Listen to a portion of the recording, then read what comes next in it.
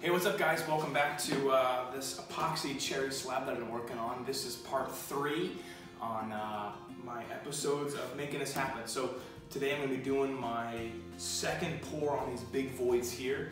And I've got the Total Boat Epoxy kit. And this is the slow, I think the slow hardener. And then also just some mixing things. And then black diamond pigments are what I've been using to get this ocean, real cool ocean look. So I'm gonna basically go pump these up. I won't make you guys watch me pumping this thing because it's ridiculous, and I'm sketched out to measure it by the ounces. So I do by pump, and it takes forever. I wouldn't recommend it for anything bigger than this because it just takes 7 million hours. But I've got time because this is my hobby, so I'm in no rush. So I'm gonna pump this up, then we'll be right back, and then we're gonna do the pour. So I'll see you in a second. So what I just realized was, as I was starting to pump stuff up, and then I realized one of the things that I always run into, and this is a good tip when mixing with epoxy, is you're normally gonna have a little bit of extra, right? And this is basically, at least this system, which is on the cheaper end, this is like a $1.30 a pump, you know, $1.30 an ounce. And so one of the things that I've always realized is that I panic as soon as I finish a project, because I'll have like a little tablespoon, like 3 or 4 ounces left, and again, that's like $5, and the pigment matches. And so it's always good to either A, have another project ready, or even just a knot to fill somewhere on the side, because I've mixed stuff up, and then I just start scrounging around it, and you're running out of time, right, because it's hardening. So I've literally had it where I'm running around my shop, going through all my lumber back here, looking for even just the smallest knot to just make sure I'm using every little bit of this. And then I realized as I was about to start prepping this, is that this would be a great time before I do this pour to prep these ones and make sure that, and I have a little bit of bubble here, I'll bring you guys in on this later, but I have some bubbles here that didn't get hit by the torch, so those hardened, so I gotta take those down and basically get all of my other areas ready to see if there's any defects that, you know, you'll have little bubbles, little air bubbles, little voids that, you know, just a little bubble hardened there. And so I just realized, so I stopped the pumping system. I hadn't mixed the hardener in, so I have time on the epoxy just sitting in the cup. I put a lid on it, but I want to take this one down because I can start topping off some of these little voids with the extra versus wasting, you know, a little cup of it. So anyway, I'm gonna do some sanding, so I'll film some sanding, and yeah, that's a little tip for you.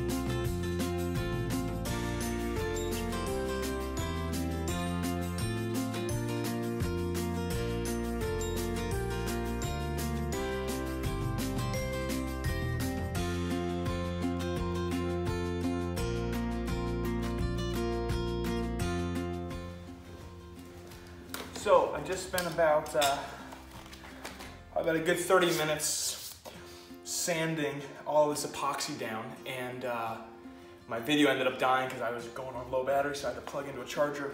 But I knocked down all the epoxy, and now I'm ready to get a mix of a pour going. So hang in there because it's about to be beautiful. So here I have some air bubbles, and when I was sanding these, I kind of made this lip less sharp, and I really want to make sure the epoxy's got a nice sharp lip. So what I'm going to do is I'm going to take a little Dremel tool, and I'm just going to kind of reshape this canyon just a little bit to make sure I get that harsh edge like this, because then it gives that real crisp look. So I'm just going to do that real quick.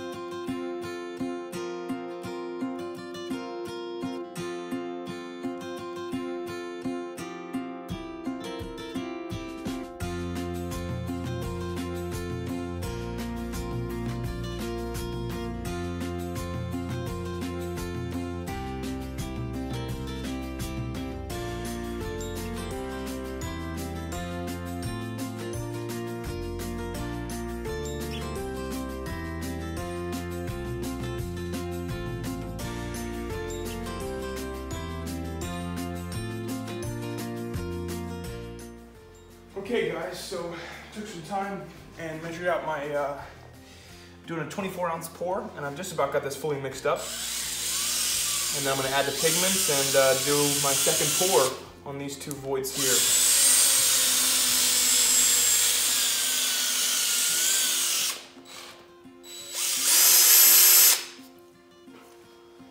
Again, remember, you wanna make sure that you scrape the sides at least twice during your mix.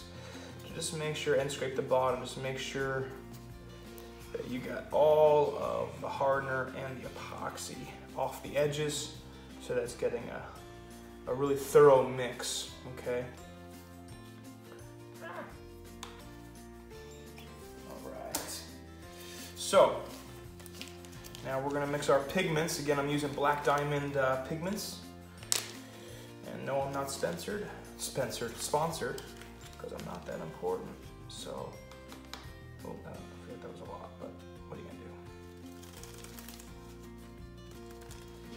I really want my primary to be this blue-green, but I just love how they've been mixing with all the other ones. But I have to make sure I have enough to last, because I got one more pour, so let's space it out. Not that I can't order more, but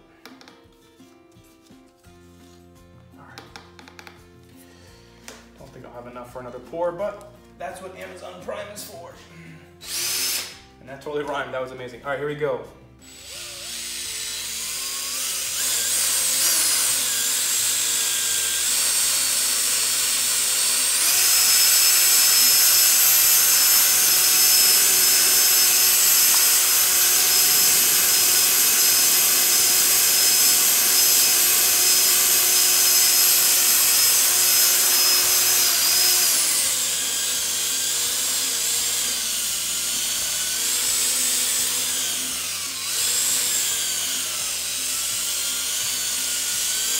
Right next to me too, I have my fan set up, just because, again, if you've been following my videos thus far, you want to make sure that you don't overheat these pours by pouring too deep. So I marked kind of like a ½ inch here, so I'll be pouring up to this line, and then hopefully I should be able to get up the, so this is about a good 1.25 inches, almost a little less than that, and it'll just burn. And I don't want to do that.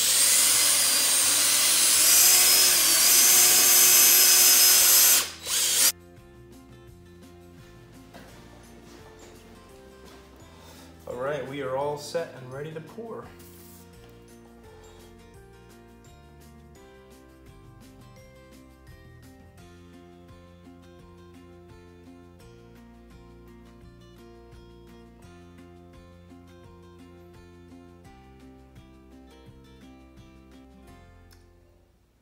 We are making moves on this depth here.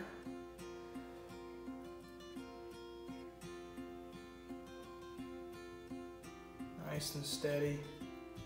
Trying to get a little bit of a pattern going, but I still have not figured out, because every time I do the little, the thing where, you get the spoon or the little thing in there, it has not kept that pattern, so I am not exactly sure yet how this pattern actually sits. So I got my fan set up, and I want to make sure, that's so cool. Actually, I don't have a lot left. So I'm going to do this pour over here. I don't know if you can see that or not, but I'm pouring a little bit from a patch job. And where else was there a little stuff? Oh, no, that's not hard.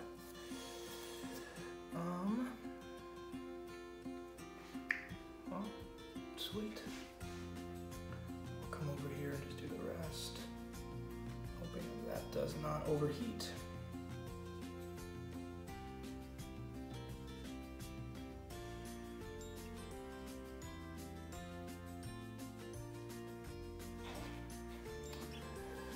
Alright, so I'm going to turn the fan on here, so you're going to hear some noise, but I just want to make sure that I keep it cool.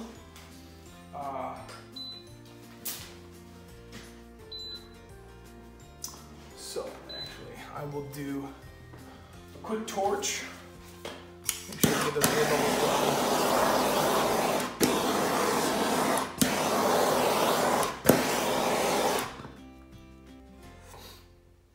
Awesome.